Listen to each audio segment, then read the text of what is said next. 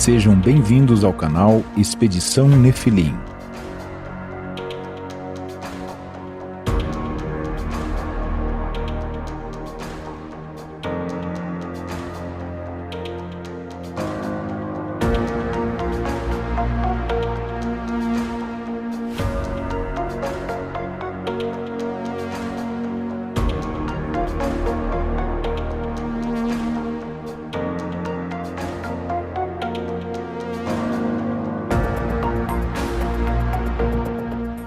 Entre os anos de 668 a.C.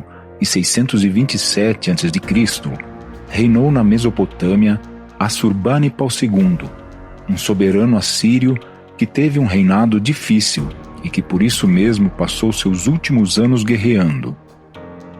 Ele foi o primeiro rei a obter instrução necessária para usar a escrita cuneiforme em tabletes de argila, esmerando-se em preservar seu nome para a posteridade. Provavelmente, ele foi o primeiro governante a combinar a crueldade da espada com a polidez da escrita e da leitura.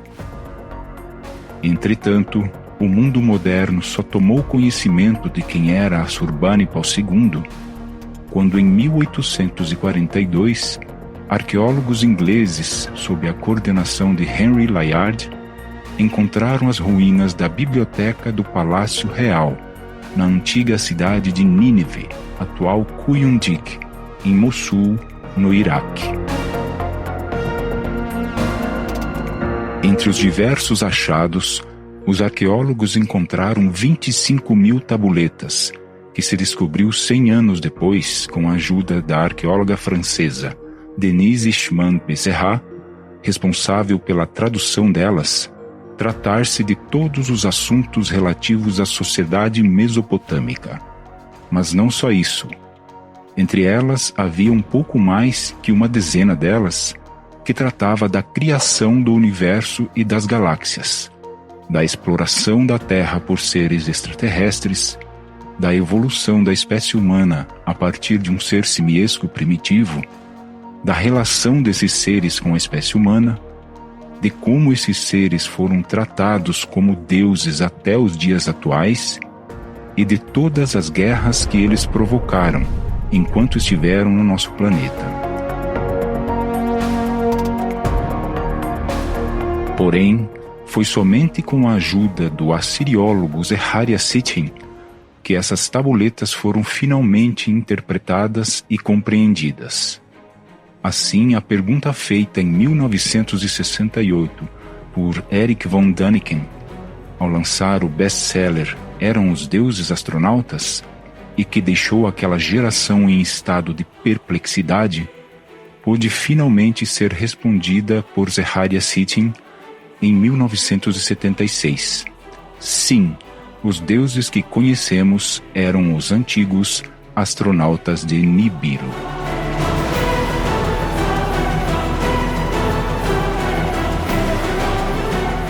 Depois de juntar os escritos sumérios, Enuma Elish, Atrahasis, Epopeia de Gilgamesh, Erra-Epos e outros textos encontrados e traduzidos, Zecharia Sitchin nos brindou com o best-seller O 12º Planeta, além de outros títulos que ele chamou de As Crônicas da Terra, e também O Livro Perdido de Enki, onde tornou pública as memórias e as lamentações do extraterrestre Enki, o Nefilim que aprendemos a chamar de Criador, embora ele não tenha agido sozinho e não tenha criado nada de maneira sobrenatural. Em suas lamentações, Enki narra a desolação que se abateu sobre a Terra e sobre os terrestres, depois que uma guerra nuclear foi provocada por seu filho Marduk e que aconteceu na região do Oriente Médio, envolvendo todos os Nefilim e os terrestres também. São as memórias de Enki, relatadas neste livro, que ajudam a esclarecer para todos nós o que as teorias criacionista e evolucionista não conseguem. Contudo, e inicialmente, é preciso que todos vocês saibam quem são os Nefilim, quem são os verdadeiros protagonistas que deram origem à história da Terra e de todos nós, os terrestres. Este é Anu, o rei de Nibiru.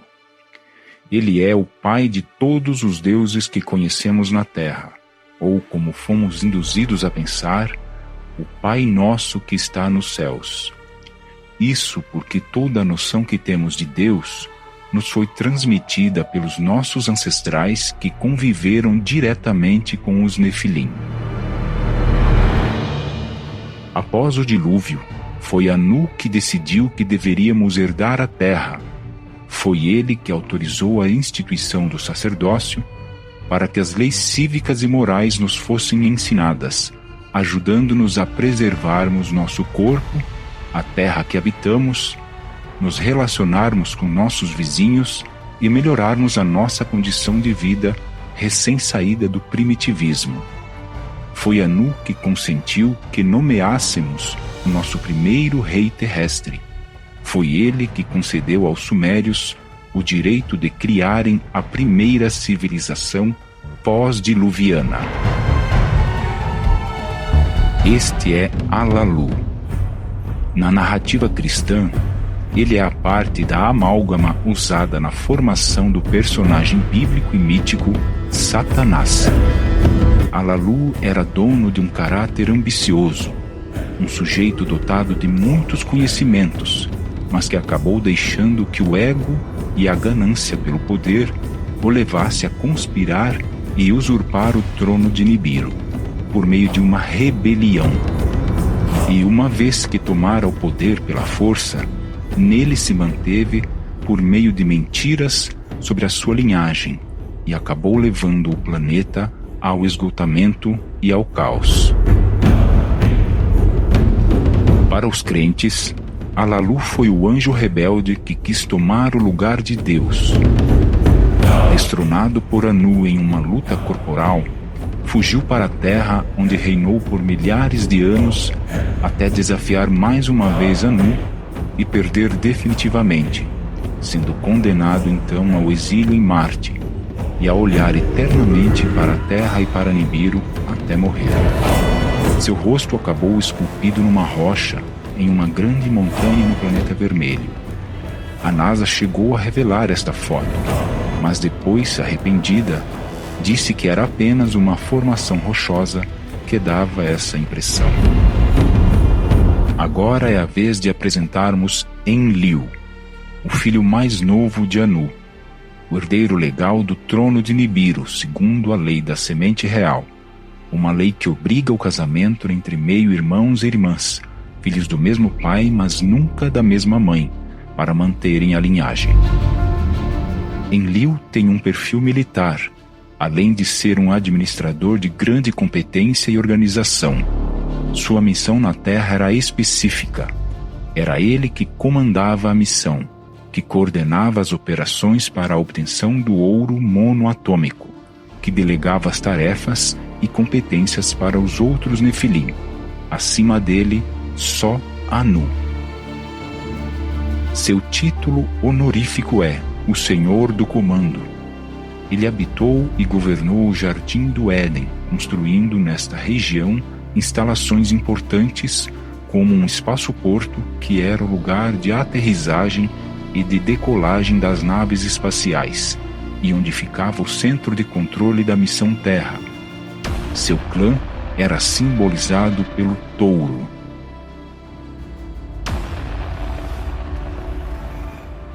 De todos os Anunnaki, ele foi o único que ficou contra a aceleração do processo evolutivo do Homo erectus, antevendo a desordem que isto acarretaria. Assim, ao descobrir que as ordens de Anu, autorizando a evolução do ser simiesco primitivo, havia ido além do Lulu Amelu, ou o homem de Neandertal, o trabalhador primitivo com capacidade de compreender ordens e que sabia manusear as ferramentas, ele decidiu pelo fim de toda a criação, proibindo que Enki, Ninmah e Ningzida, os engenheiros genéticos, comunicassem aos terrestres que um dilúvio estava prestes a acontecer por causa da aproximação de Nibiru. Contudo, seu plano acabou sendo frustrado pela intervenção do grande Criador de tudo. Conformado, estabeleceu um acordo com os terrestres sobreviventes, para que eles, ao menos, cumprissem 7 regras básicas para se manterem vivos e em condições de progredirem, em vez de apostarem numa vida desregrada que contribuiria para a involução de todos, como tinha acontecido com a geração de Adapa até Noé. Por ser o herdeiro natural ao trono de Nibiru e por ter ficado no comando da missão no lugar de Enki, seu meio-irmão, ele recebeu de Anu o controle da primeira região, que abrangia toda a Mesopotâmia e Canaã. Contudo, acabou atraindo a fúria do sobrinho Marduk, inconformado com a impossibilidade de herdar o trono de Nibiru e da Terra. Assim, de ataque em ataque, ele foi perdendo paulatinamente os territórios da primeira região, até ficar apenas no controle da grande Israel e de Jerusalém, onde estabeleceu o elo céu-terra e que dura até hoje. Vendo que Marduk não se saciava com os territórios conquistados e que se aproximava perigosamente de Jerusalém, ele acabou autorizando Ninurta-Nergal a usarem armas nucleares para combatê-lo. No entanto, essas armas destruíram várias regiões do Oriente Médio, da Ásia e da África, além de colocar fim na civilização suméria. Abatido, foi orientado pelo mensageiro do grande Criador de tudo a escolher um homem para preservar o seu legado, proteger a primeira região e formar uma nação que servisse de modelo para todas as outras nações que adoravam outros Nefilim. E o escolhido foi Ibruhum, Abraão. Depois disso, orientado por Anu, decidiu afastar-se, deixando Marduk governar a terra durante a sua era, a Era do Carneiro. Este é Enki, o primogênito de Anu, um príncipe sem direito ao trono pela lei da semente real, por ser o filho de uma concubina. Enki é um grande cientista e foi enviado à Terra justamente para resolver o problema de Nibiru, extraindo o ouro monoatômico do planeta e o enviando para lá. Foi ele quem observou as voltas da Lua e o percurso do Sol, para depois definir a contagem dos anos e dos meses para a Terra. Basicamente, tudo o que sabemos sobre todas as ciências teve a influência direta dele. Dotado de grande conhecimento, sugeriu e conduziu o experimento genético que evoluiu o Homo erectus para o homem de Neandertal, substituindo os trabalhadores Anunnaki por uma raça de clones, chamada de raça adâmica.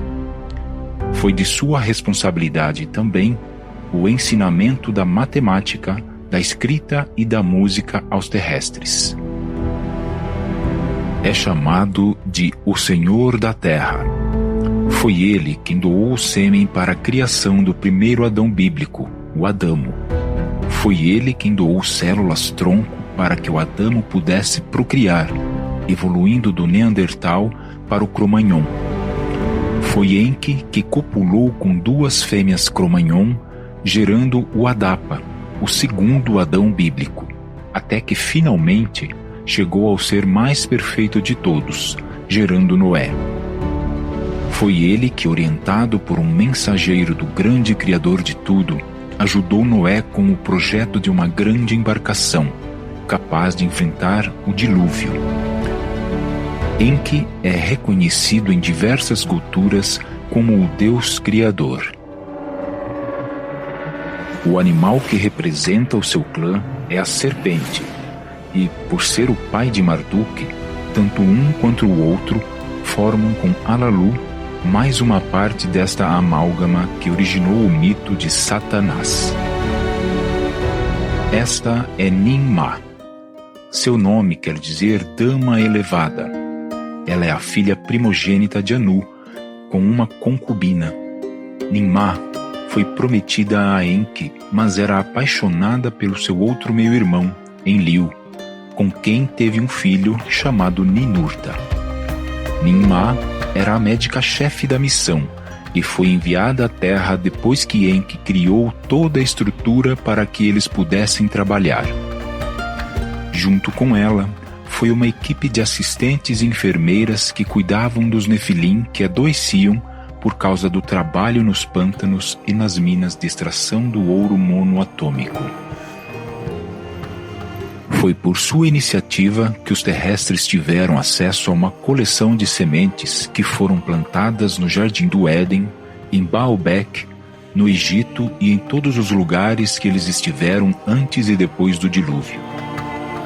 Conhecida por seu caráter conciliador e mediador, é ela quem faz o juramento após a grande inundação, que garante que a humanidade jamais será impedida novamente de se precaver antes de qualquer catástrofe. Por iniciativa dela, os clãs de Enki e de Enlil tentaram se unir repartindo as terras habitáveis. Sua morada, construída por Ninurta, ficava numa zona neutra, no topo do Tilmun, uma montanha localizada no deserto do Sinai, na Arábia próxima a Midian, onde Moisés encontrou repouso e refúgio com Itró, Jetro, seu sogro, depois que fugiu do Egito. Ninmah também ficou conhecida como Nin-Hursag, mãe de deuses e de homens. Na experiência genética proposta por Enki, foi ela que doou o útero para gerar o Adamo, sendo por isso também chamada de Ninti, que quer dizer a dama da vida, e pelo diminutivo Mamu, palavra precursora do termo mamãe. Este é Ningzida, o segundo filho de Enki, mais novo que Marduk. Com grande conhecimento científico, Ningzida foi convocado por Enki para trabalhar na Casa da Vida, no sul da África. Juntos, pai e filho estudaram as criaturas do planeta, os ciclos da Terra, além de descobrirem a cura das enfermidades que a atmosfera causava nos Nefilim. Ele foi de fundamental importância para a engenharia genética que culminou no homem de Neandertal, criando a matriz para os trabalhadores primitivos. Foi ele também quem sugeriu que as células-troncos de Enki e Ninmah fossem transplantadas no casal Adamo e Tiamat, mudando a condição deles de estéreis para férteis. Ningzida foi o responsável pelo projeto e construção da pirâmide de Gizé, no Egito, onde ficou conhecido como o deus Thoth. Aliás, a esfinge foi uma homenagem que Enki, conhecido no Egito como Ptah, lhe prestou. Entretanto, Marduk, que era o deus Ra no Egito, reivindicou o lugar e travou uma guerra com ele que durou 300 anos, até que o expulsou dali. O local era estratégico para Marduk atacar Enlil. Derrotado, o destino de Ningzida foi a Mesoamérica, onde ficou conhecido como Quetzalcóatl, a serpente alada, o deus dos astecas, e também como Kukulkan, o deus dos maias. Após o conflito que destruiu a Torre de Babel, Ningzida foi um dos responsáveis por ensinar novas línguas aos terrestres, de temperamento até certo ponto pacífico e sempre buscando a neutralidade. Conseguia circular tranquilamente entre os dois clãs, assumindo uma postura neutra. Apesar disso, não faltam relatos de sacrifícios humanos entre os astecas e os maias em honra dele. Contudo, não se pode afirmar que fosse ele que exigisse isso, sendo mais provável que os terrestres que o adoravam e sempre ignorantes acreditassem que se sacrificassem pessoas, ele retornaria para atendê-los em seus pedidos. Agora é a vez de Marduk, o primogênito de Enki-Kundamkina, a filha de Alalu. Durante muito tempo, Foi ele que comandou os Igigi na estação de Marte, para onde o ouro monoatômico era enviado, e de lá para Nibiru. Entretanto, após vários perigeus e apogeus de Nibiru cruzando nosso céu, em sua última passagem, há 13.000 anos, o planeta dos Nefilim causou uma devastação em Marte, além, é claro, do dilúvio na Terra. Por causa disso, a vida em Marte ficou tão insuportável que a estação precisou ser desativada. Assim, Marduk e os Igigi regressaram à Terra, onde iniciaram um projeto de poder e conquistas das terras que estavam em poder dos outros Nefilim. No Egito, tornou-se o deus Ra, mas também era Amon, o invisível. Invisível porque reinava simultaneamente na Babilônia, desaparecendo do Egito. Marduk nunca aceitou que ele ou Enki fossem preteridos à sucessão do trono de Nibiru por causa da lei da semente. Por conta disso, decidiu que herdaria a terra de qualquer maneira e que enfrentaria a liderança do seu tio Enlil. Assim, casou-se estrategicamente com Sarpanit, unindo os terrestres com os Igigi, tornando-se o único responsável por todas as guerras entre os clãs, sendo a maior delas a guerra nuclear que devastou toda a região do Oriente Médio, antes verdejante, mas que acabou com boa parte desertificada. O desfecho da guerra abateu tanto Enlil que ele decidiu se afastar. Pode-se dizer que Marduk saiu vitorioso desta guerra, e com o afastamento de Enlil, ele finalmente tornou-se o Nefilim mais poderoso naquela região e na Terra, para desespero de todos os outros povos. Após vários episódios de guerras provocadas pelos babilônios, Marduk, por meio de seus descendentes, finalmente conquistou boa parte da primeira região, levando ao cativeiro 10 das 12 tribos de Israel. Contudo, Jerusalém permaneceu onde está até hoje, e o espaço-porto que liga a terra a Nibiru continua preservado. Acredita-se que Alexandre Magno, também conhecido como Alexandre o Grande, era filho de Marduk. É chegada a vez de Ninurta, o primogênito de Enlil e Ninmah, o herdeiro legal do trono de Nibiru depois de Enlil. Ninurta também é conhecido como o Senhor dos Exércitos. Foi ele que derrotou Anzu, um aliado de Alalu, que tinha roubado de Enlil as tabuletas do destino do centro de controle da missão Terra em Nibruki. Foi Ninurta também quem sugeriu a construção de Bad Tibira, outra cidade importante da região da Suméria e que ficou conhecida como a Cidade do Metal. Era nela que os Anunnaki refinavam todo o material extraído da terra e das águas, facilitando o envio do ouro monoatômico para Marte. Foi Ninurta quem combateu Marduk para libertar o povo hebreu do Egito. Foi ele que avisou Abraão sobre a destruição de Sodoma e Gomorra. Quem também pediu o sacrifício de Isaque, com o intuito de testar até onde ia a fidelidade de Abraão, tendo em vista ser ele filho de Terá, o sumo sacerdote no templo de adoração de Nanar e Inanna. Ninurta estendeu seus domínios para a terra além dos mares, para onde os descendentes de Caim foram levados. Ele também escolheu Saul como o primeiro rei da primeira região, que ainda hoje é controlada por Enlil. Esta é Inanna. Nascida na terra, é filha de Nanar, irmã gêmea de Utu e neta de Enlil. Muitos reinos se ergueram e foram destruídos em seu nome.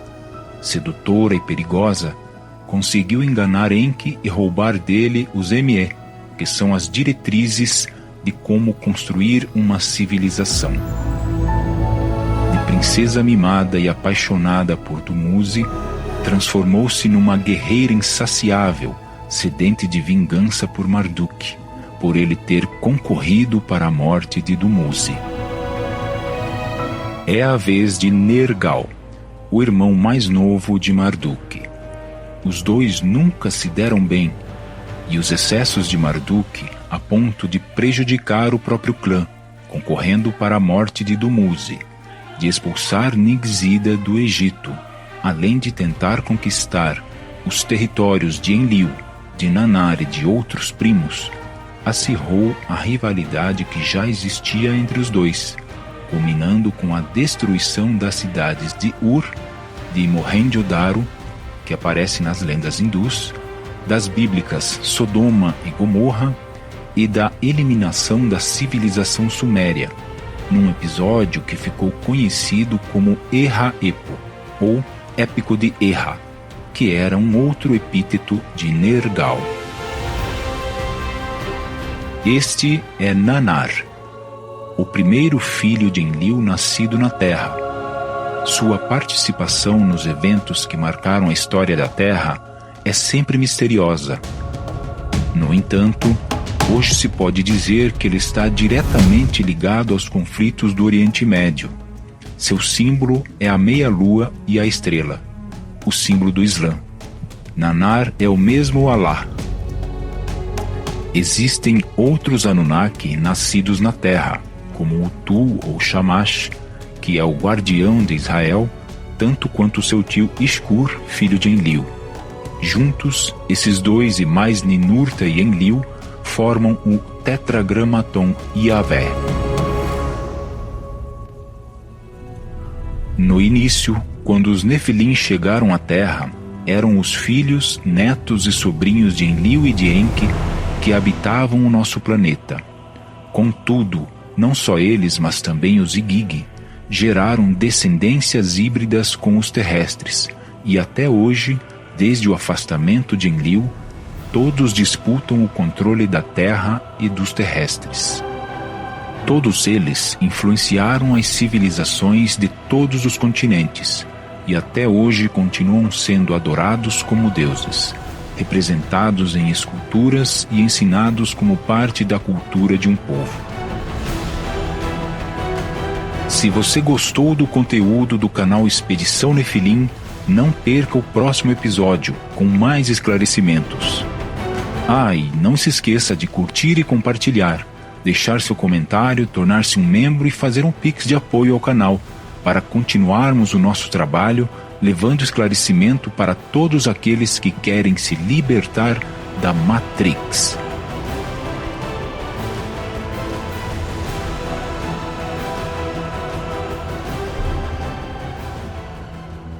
Todo o conteúdo narrativo deste canal é exclusivo, e os direitos autorais dos textos e roteiros pertencem ao roteirista Quito Melo.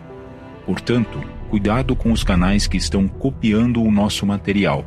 É só aqui que vocês conseguirão ter suas perguntas respondidas com a profundidade de quem estuda a teoria dos antigos astronautas todos os dias.